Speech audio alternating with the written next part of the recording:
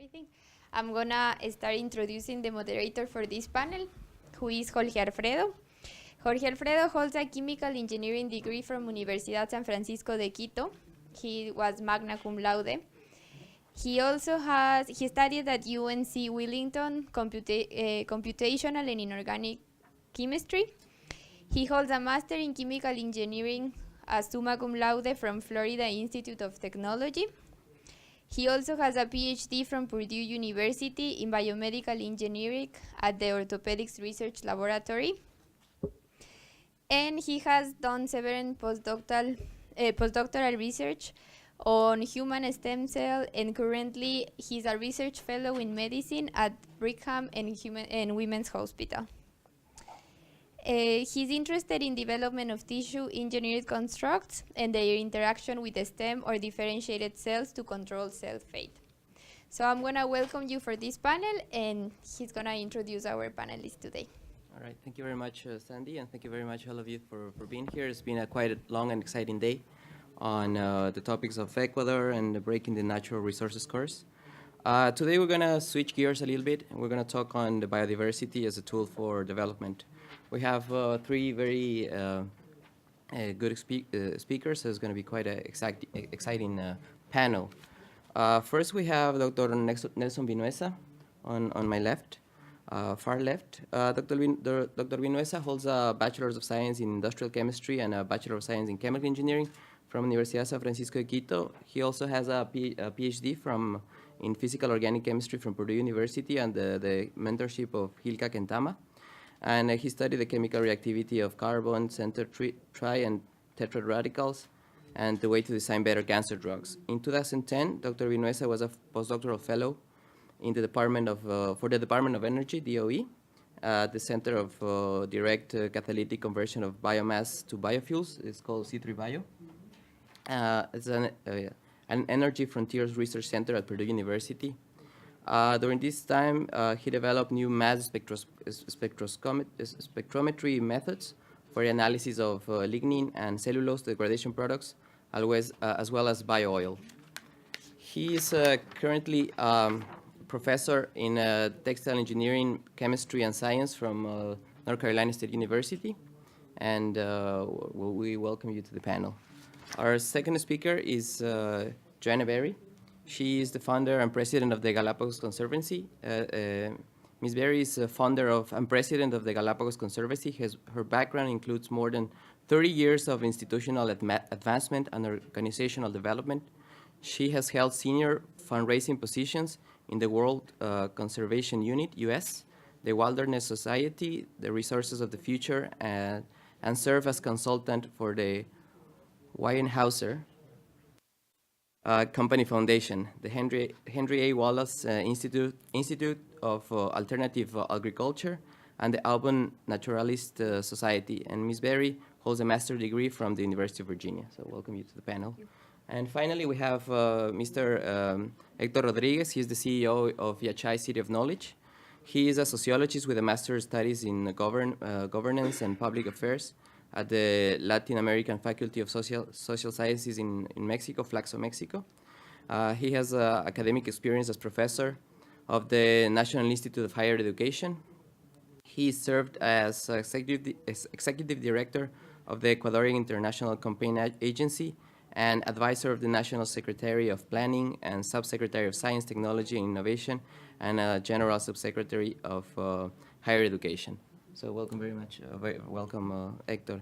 So we're going to open the panel talking a little bit on the natural resources and if this is a curse or a blessing. So Latin America and Ecuador has been providing raw materials for different products for over the years, but now we understand that biotechnology, research, science can change that and provide scientific goods and services, as well as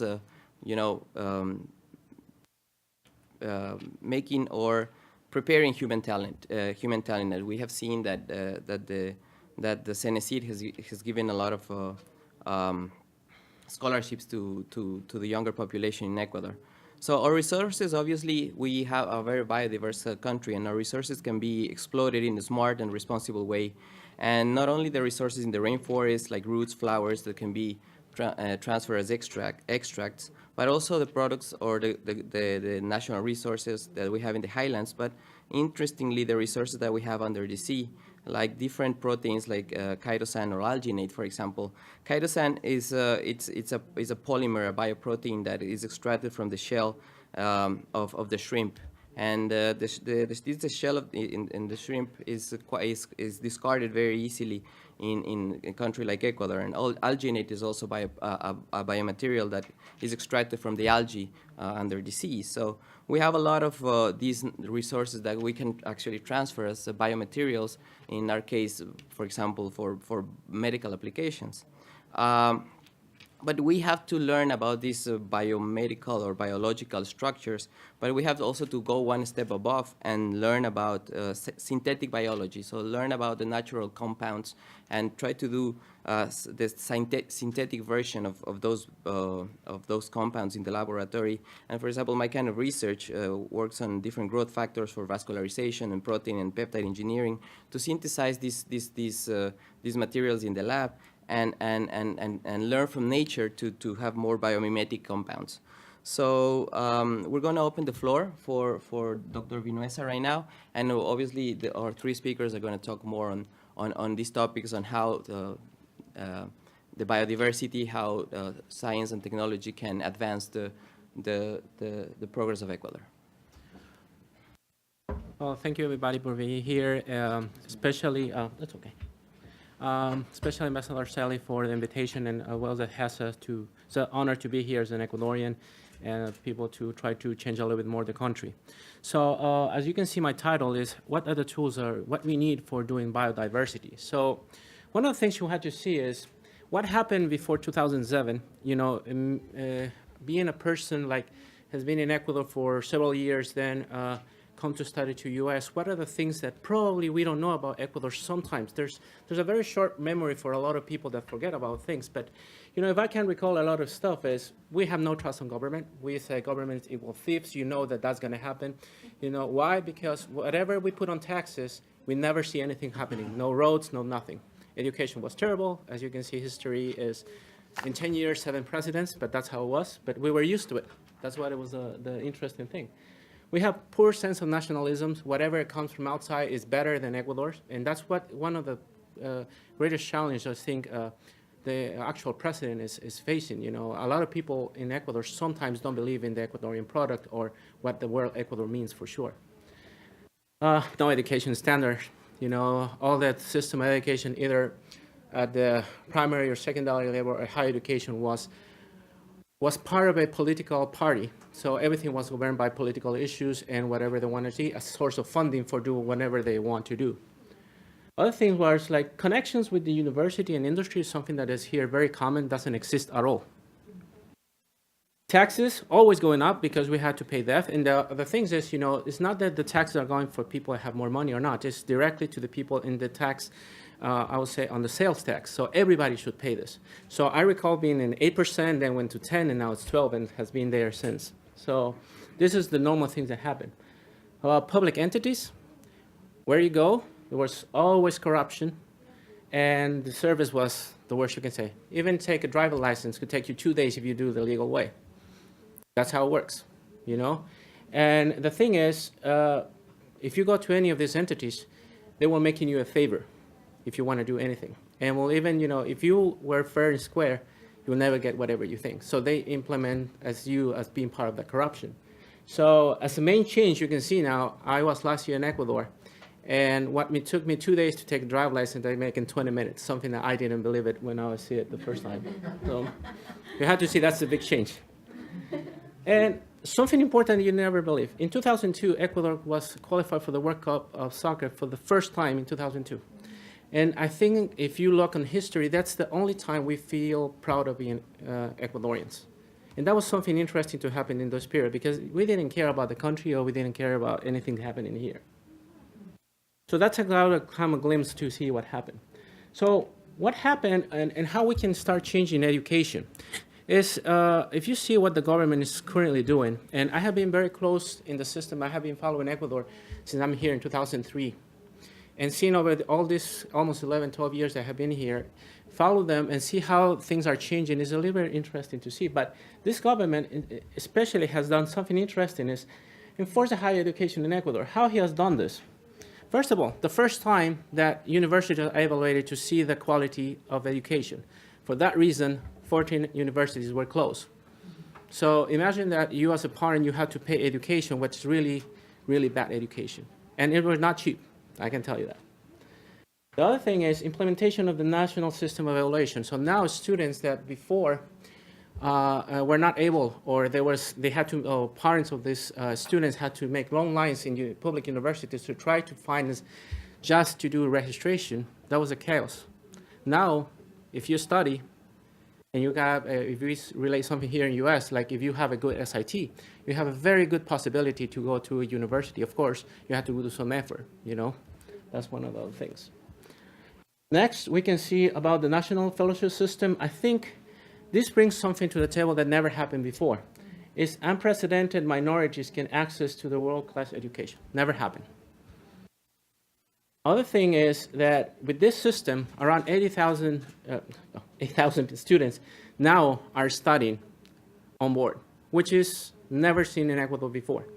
And here comes an illusion. A lot of people in Ecuador, and I have seen because I have been going back and forth sometimes, is saying, oh, he's wasting so much money in students, and why you think about this? I'd say, well, you know, in 1996, there was a son of a president that he was celebrating the first $1 million of earning working on customs on a very popular party. I prefer as an Ecuadorian that $1 million was spent on other people, not just one person. But that's how it was. But we were used to it. You know, we see corruption as normal, and that was the big thing. And this president actually has changed that. Now corruption is you have to be very careful with it. And something that I was very glad to see is this Prometeo project, which one of the biggest things is how I bring bright minds, or very, like we said, accomplished scientists to Ecuador. It's not very easy to bring someone from any university that have high quality scientists to see and look to Ecuador as a possibility to do maybe a sabbatical, or maybe just do a little bit of research. Never happened. So one of the things is we start see to way to establish the word research. Even you think about what happened normally in Ecuador is all the provosts in the universities, sometimes they have masters, maybe never a PhD, okay? And all of them have done any research. So if I go there and say, hey, I need to do research, they don't know what I'm talking about. That's really what happened. The word research really was not really a thing. So this is a real challenge. And this is one of the things that a lot of people think that because you bring a good scientist, they be threatened. And that becomes an issue. They become threatened because they have not do the work right, and they have not educated themselves more than what they need. To lead a university, you have to have a higher standards. In this sense, you know, one of the things the government did is implement some of the universities, and previously in the previous panel, this was done by implementing some of the universities. I'm just going to focus on two, Yachay and Iquiam, in a sense. But one of the things I remember, and this is as a student one time, and I went to a university and I asked one of the professors in chemistry, you know, someone that you must guide you when you are in this thing, what to do. And I asked him, why you don't do a career in chemical engineer? You know, what his answer to me was like, we are not going to make a career to make you a taxi driver later.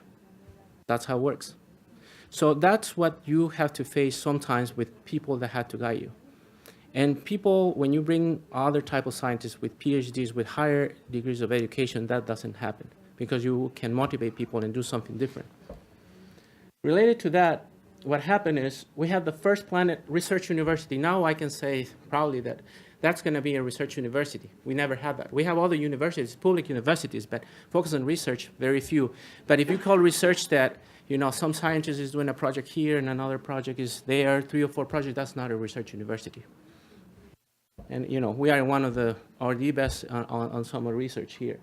So one of the things is, this is a start, even a point of cultural changes. When you talk about Yachay, what are the things? We are not used to dorms in Ecuador. Normally, the people think in Ecuador that the best education is on the big cities. So normally the other people had to migrate. And people that live in these cities just go from their homes to the university and go back. But a lot of criticism has done is why it went so far, like, Urkuki, which is so north and everything. And if you see the map of US, with the exception of some universities, the majority of the universities are in the middle of nowhere. Some of the big ones and the best ones. So there's no, for me, when they say, oh, okay, I think it's a good, it's a different scenario.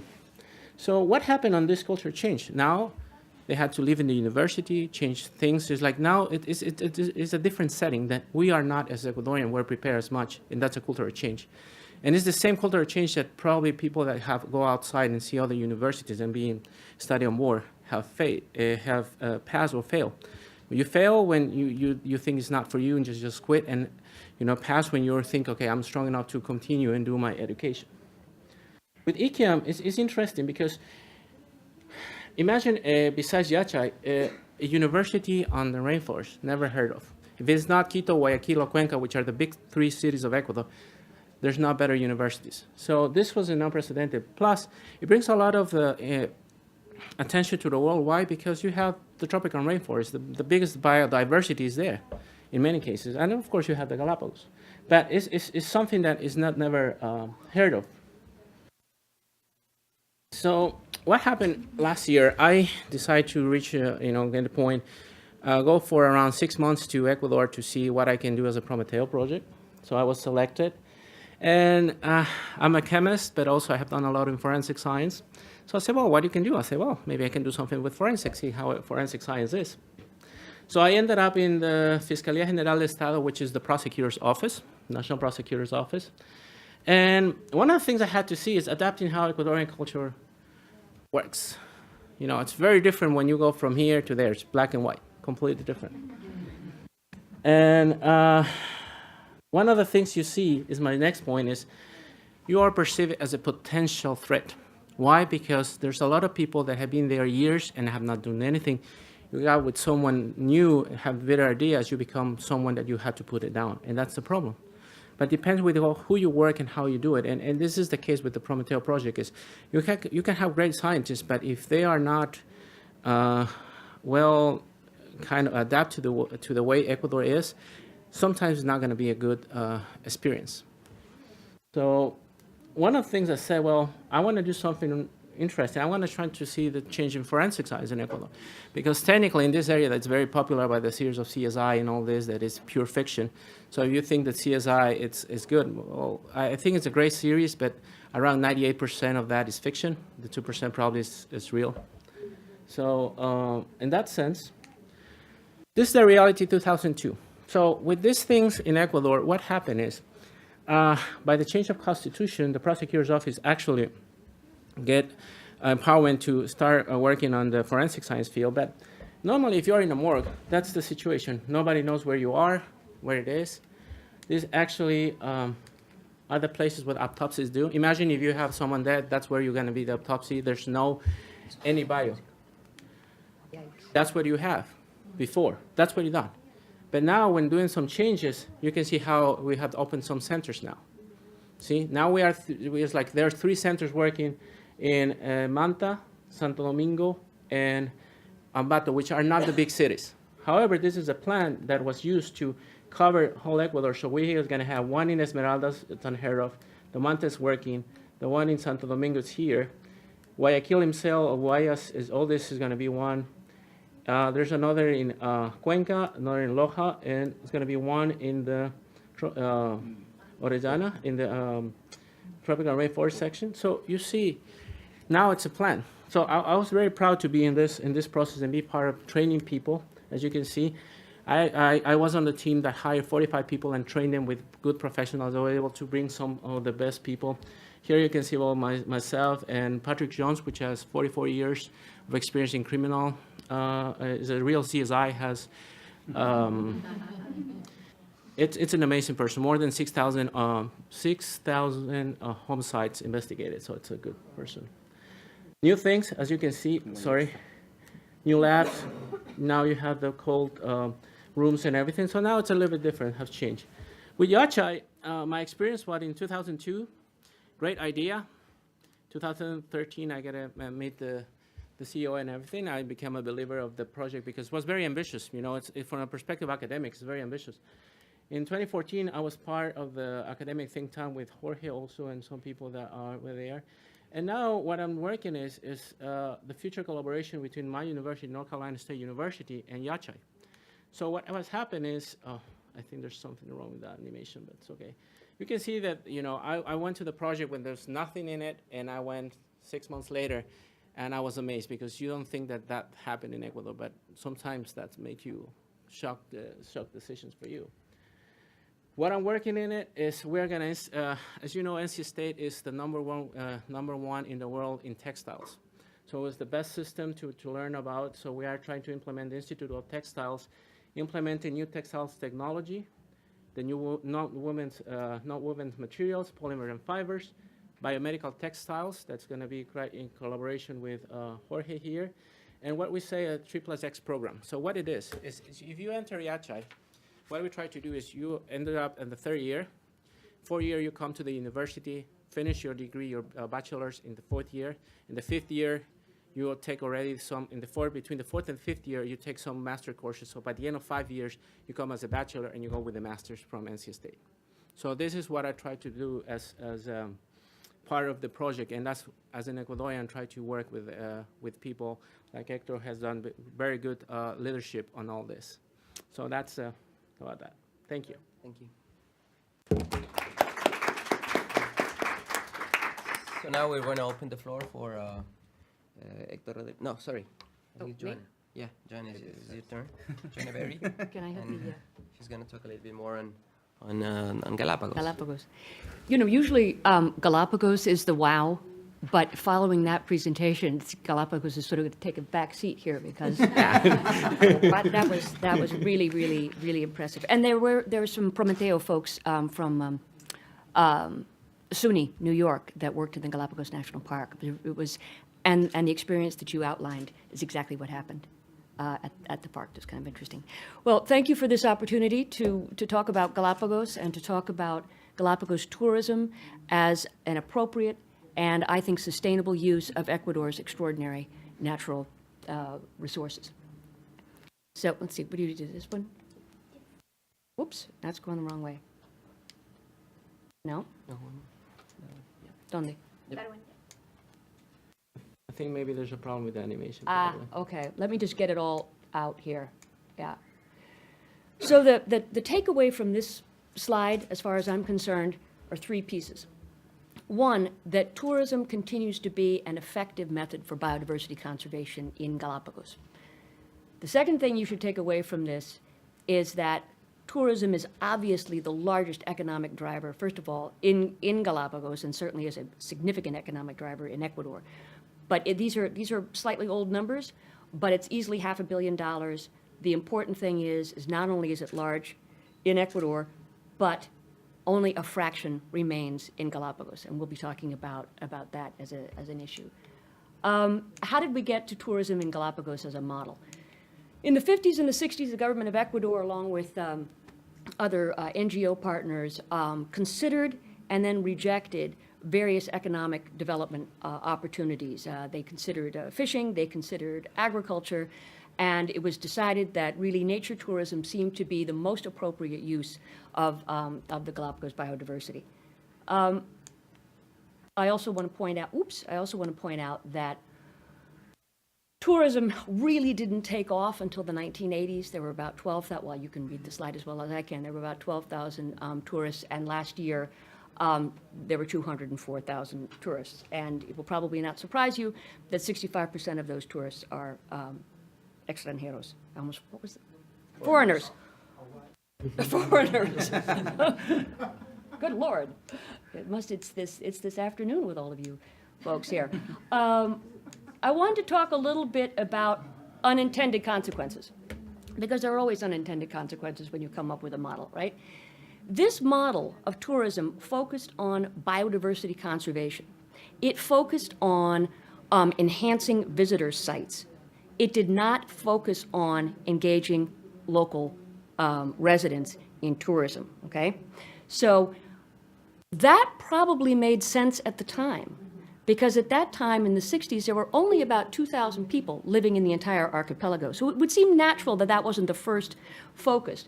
But what ended up happening was because local folks were not involved in tourism, there became an exponential growth in alternative tourism modalities. And that's a perfect example right there. It's somebody has opened up a little bodega. I sincerely doubt this person is registered, but these things happen. Now, why also were local residents excluded? Well, because it's a huge economic cost. If you have decided on basically boat-based tourism, then unless you have somewhere between $500,000 and $2 million in your pocket, you're out of that game. So who's in that game? For the most part, foreign interests outside of Ecuador. A couple of interests on the mainland of Ecuador, but for the large part were foreign interests outside. Having said all that, you can see that tourism in the 80s through the 2000s had a corollary rise in number of residents. So we went from 5,000 to now about 30,000 residents in Galapagos. And with this migration happening so quickly, there were a host of conflicts. You've heard from the panel before an excellent discussion of what some of the educational conflicts are. Economic conflicts does not come as a surprise. You have a huge disparity. The rich get richer, and the poor get poorer. Social conflicts, I actually was challenged on this, and appropriately so, because yes, there is a rise in crime, petty theft, drug use, drug selling. Then again, it really isn't a rise in crime. Those of you who are statisticians, there are more crimes because there are more people. There are more things. There are actually more things reported. But because the population really has grown along with the crime, I can just say that there just continues to be sort of petty thievery. We were talking in the presentation earlier about poverty in Ecuador, and in this particular case, this is the unmet basic needs index. 53% of the population in Galapagos live in poverty. Now, what's interesting here, and a conundrum, I think, for the government of Ecuador, is that when we talked about these alternative modalities, the biggest growth in alternative modalities, land-based tourism, is caused by Ecuadorian nationals. This seems to be a preferred method to visit Galapagos. It's a short land-based tourism. It's almost 50. Well, you saw 53,000 national tourists visit Galapagos in this way. Now, the government of Ecuador certainly wants to make its national parks available to its citizens. On the other hand, this particular kind of modality, which is cheaper and quicker to get in, is also somewhat destructive. This modality also includes unregulated hotels. Somebody puts an extra floor on their house, and suddenly it's a bed and breakfast, when of course it's not zoned for bed and breakfast, and you see things like sport fishing. Or one that was tried a few years ago called pesca vivencial, or experiential. Pesca vivencial was, in other words, experiential fishing. Essentially what happened is the government, in an attempt to make more democratic the division of wealth, created a situation where you could go out with a fisherman and experience fishing. If you've ever spent any time in a fishing boat in Galapagos, you can imagine that is sort of the last, in my personal experience, the last thing I particularly want to do. But not only was this a bad idea, but it also didn't bring any money. And so most of the tourism just fell apart because nobody wanted to be involved in pesca vivencial. It's one of those marvelous things where an idea falls apart on its own. But it's great. The other thing that happened in Ecuador, though, and this is not just with national visitors, but it's also true of international visitors, is because these different competing tourism ideas are coming along. So now you can go surfing, now you can go kayaking, now you can go horseback riding, now you can go sport fishing. The visitor profile has changed. So no longer do you have the family that read every book on Galapagos and spent their whole lives saving up to go. You know, now it's today Galapagos, tomorrow Antarctica, Machu Picchu, you know, wherever. So you have a very different kind of a person. And that leads me to this slide. Although this slide isn't particularly about Galapagos, it does an effective job of showing how tourism models rise and fall. So because Galapagos tourism is moving away from what it basically had a market, it had a comparative advantage 20, 30 years ago. It was this boat-based, nature-based, Darwin-based experience. As the different modalities come online, there's more and more investment by external third parties. The more investment they make in these alternative modalities, the harder they have to compete. It's called basically, I call it the Disneyfication of Galapagos. But it's also called the massification of Galapagos, because what happens is they then have to work harder to recoup their investment. So they work harder, they have lower paying tourists, but more tourists. And by the time tourism collapses, so do their markets. Now, I don't want to leave everybody depressed, all right? It's the happy days are here, okay? It's going to be good. When the government of Ecuador decided in 2007 to put Galapagos on the World Heritage Sites in danger, the UNESCO mission report noted 5 particular challenges that the government of Ecuador was going to have to address in order to bring the site back onto the World Heritage List, which you may know was a promise of President Correa, and in 2009, Galapagos went back on the World Heritage List. But very, very quickly, these were the large tasks, the large issues that faced Galapagos. All of this looks like alphabet soup on the right, but let me just say that in the issue of invasive species, which continues to be the largest issue in Galapagos, the most threat to biodiversity, the government of Ecuador combined smaller ministries and created the Galapagos Biosecurity Agency. FIG is basically the Invasive Species Fund from the National Environmental Fund.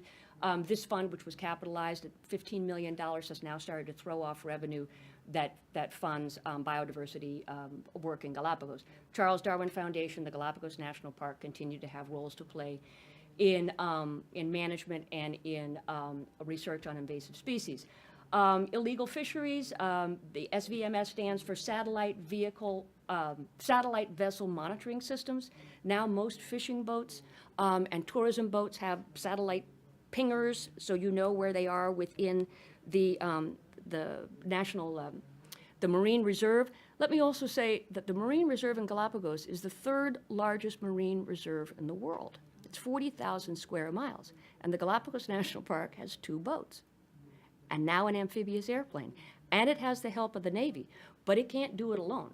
And so in addition to these satellite monitoring systems, the Galapagos National Park has a team that monitors regularly, but other NGOs have joined the fray, and this is what I think is particularly intriguing about Galapagos. It is the only World Heritage Site I know that is managed in this cooperative way. It's not just the government of Ecuador. It's the government of Ecuador, it's the Charles Darwin Foundation, an independent scientific research organization, and a host of NGOs and individuals, like the Prometeo fellow I was telling you about, that come together in this marvelous web that saves this extraordinary place. So I just wanted to put that plug in, because I do think it's really something. I don't know of any other park that does anything like this.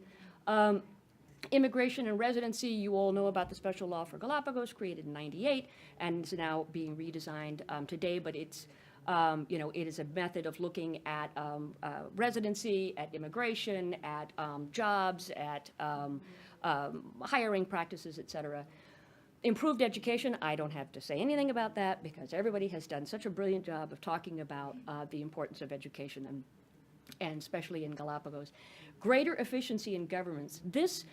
In 2009, an article was written by Graham Watkins at the time, as was the director of the research station, indicating that at that time there were 95 government agencies at work in the Galapagos Islands. 95. They were either parochial governments, or they were local ministries, or they were local representatives of national ministries, but it was an absolute Wild West in terms of numbers of organizations that even if you wanted to be compliant, you couldn't, because you wouldn't know who you were talking to. So with the Consejo de Gobierno now, and this Grupo Núcleo, which is the Consejo plus mayors plus parochial leaders plus turismo plus ambiente, you now have a coordinated effort to try to move Galapagos forward. All right, that's the happy news. So let's get Galapagos back on track. All right, so Charles Darwin Foundation, WWF, World Wildlife Fund, the Galapagos National Park, created this charter in 2010, and you can see it dealt with the three critical issues that the last efforts at tourism didn't. When it's not only biodiversity, but it also talks about shared responsibility and engaging the local community. Now, two of these projects are being implemented, one on Floriana and one on Isabella. But si, senor, thank you. But the proof of the pudding, as they say, is in the eating. So how these get monitored, how these move forward is going to be the next thing that we're going to be looking at. Now, here's my being provocative. Well, that was sort of provocative, but now I'm really going to be provocative. As you can see, this is not Galapagos. All right? This is the Kingdom of Bhutan. And I would like to suggest the following. That last slide talked about making a current system a little better. I'd like to throw out making a system completely different. I can do that, right? I'm sitting here. Let's see what happens. Bhutan had started its tourism about the same time the Galapagos did. Bhutan 1974, Galapagos 1960s, sort of más o menos right around there.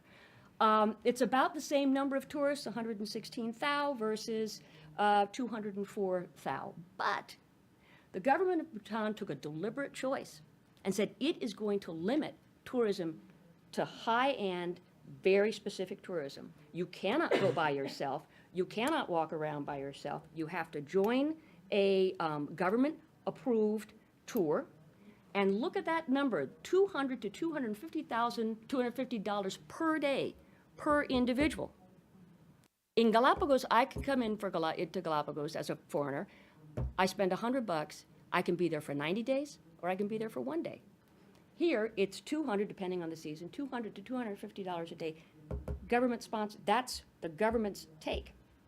And I think this would be an intriguing idea for us to discuss at some point about whether Galapagos tourism really needs to completely change its future. But thank you for the opportunity to talk about this extraordinary place.